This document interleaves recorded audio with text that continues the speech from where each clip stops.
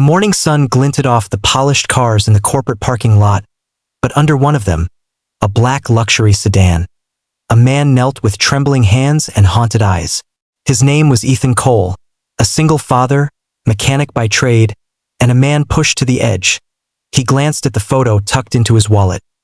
His little girl, Lily, only 8, smiling despite the hospital gown.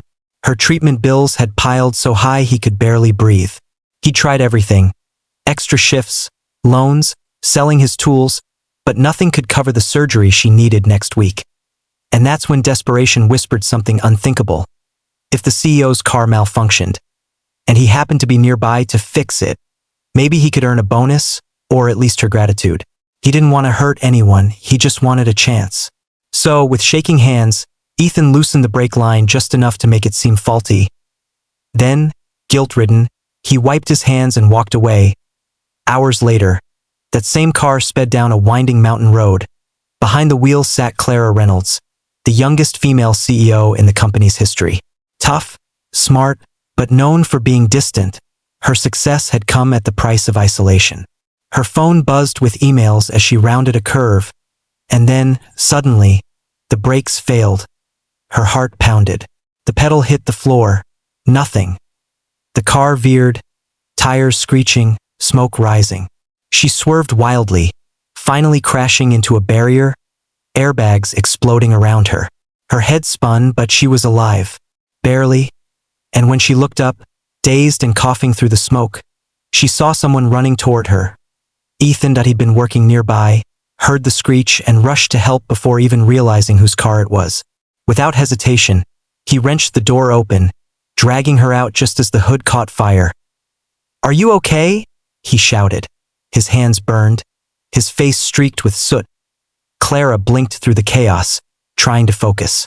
"You saved me." Ethan froze. The truth hit him like a brick. He had caused this. His chest tightened with shame so fierce he could barely breathe.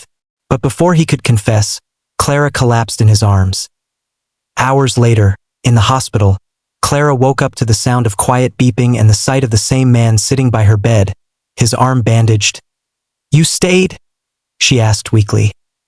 "I couldn't just leave," he replied. His voice cracked. "I didn't mean for any of this to happen." Clara frowned. "What do you mean?" The confession tumbled out, raw, desperate, honest. He told her everything. About Lily, about the bills, about his stupid, terrible mistake.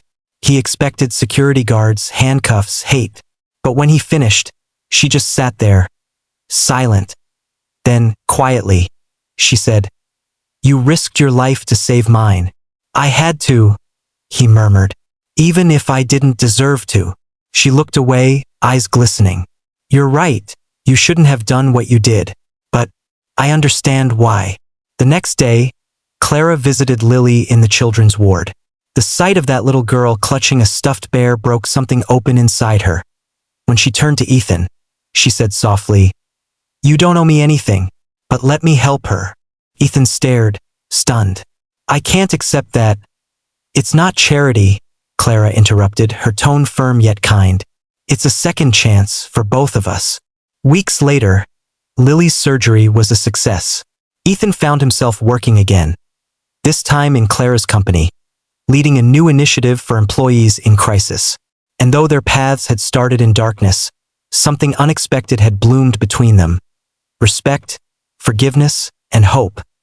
Because sometimes, the people who make the worst mistakes end up performing the greatest acts of redemption.